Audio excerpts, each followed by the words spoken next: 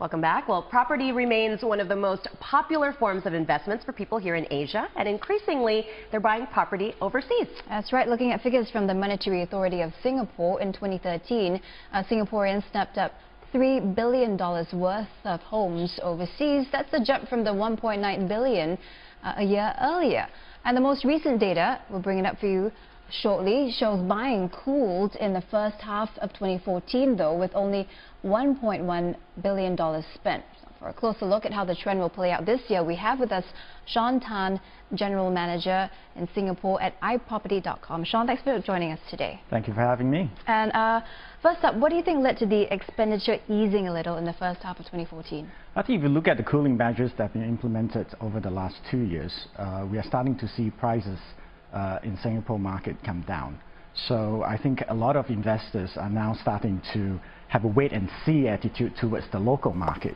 So thus, they are starting to diversify the portfolio and looking at foreign investment as an option. When do you think those numbers will kind of rebound? Do you think that'll happen this year? Or I think if you look at the past historical data, generally Singaporean investors have a huge appetite for foreign real estate as an investment portfolio. So I think more Singaporeans will start looking overseas. So although there's a slight dip in 2014 over the H1, but I think in 2015 the outlook is pretty good. So where are Singaporeans parking their money overseas? Maybe the top 5 places. I think if you look at it historically, Malaysia has always been tops for many Singaporeans. Just the fact that geographically it is next to Singapore, and now with us building the highway rail connecting the two countries, it is now even more popular than before. And also with the Iskandar projects that Malaysia has introduced, those are pretty popular with the Singaporean investors.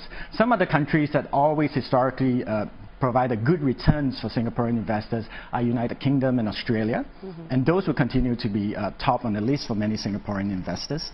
Some other countries that are coming out are like Japan, Thailand and Philippines.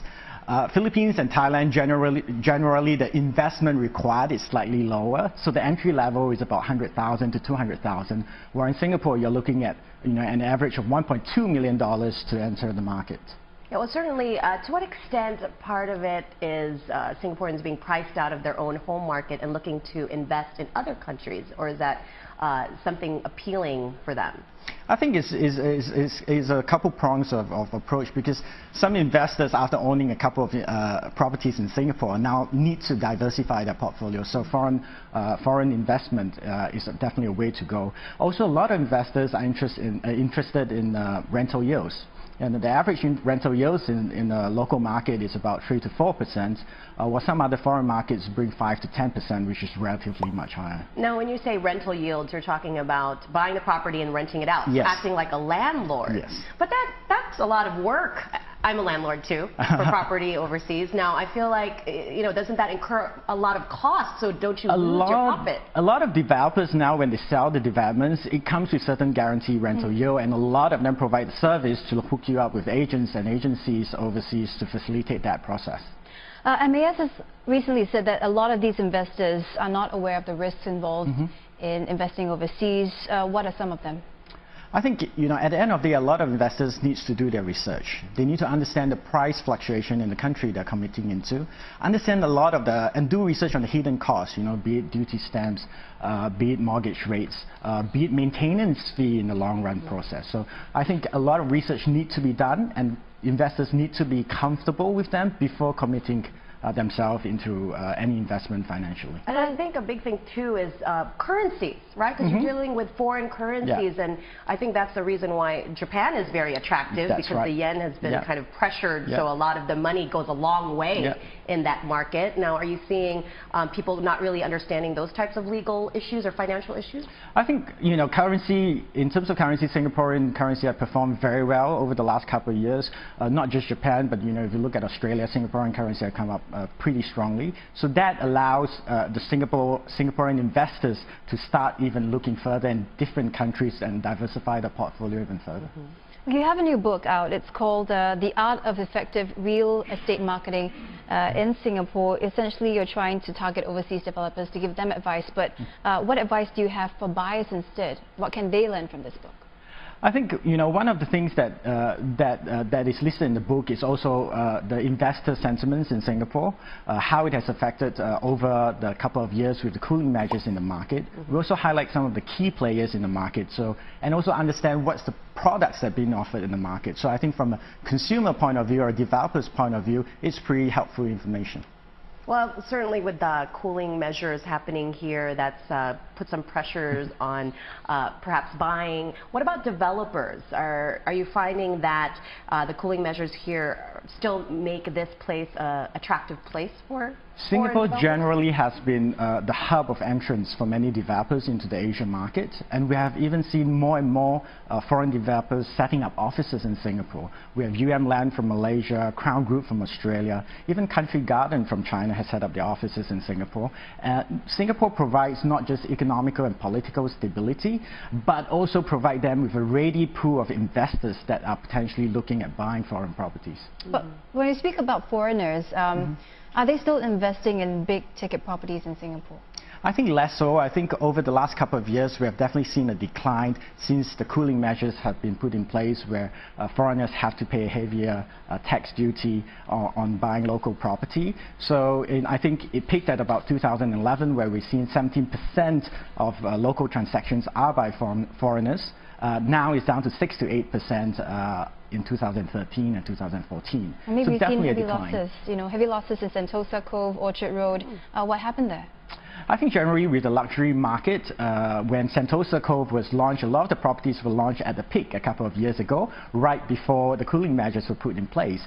And also, I think a lot of these investors didn't realize that, if they are cash strapped and needs to liquidate some of their assets, they need to sell quickly. So without making any choices, they have to sell them at a loss. Well, I think the challenge for investing overseas has been, really knowing the legal framework of the locality, because laws differ from country to country. Is there any advice you can give to buyers who, are looking to invest in a country that may be appealing, but they don't have some sort of connection to it, to have some understanding of the law? So I think a lot of this information are available online, and also speak to past investors that have bought in those countries, and they usually will share their experiences. And also, with developers, when you buy from developers, ask them to educate you. Ask questions and get answers. Cover all grounds. Legalities can be complex and a lot of hidden costs, as I mentioned previously. So cover all grounds before you commit. Do you advise getting a lawyer, an attorney, a local attorney to kind of help with that? At this point, most of the investors do not.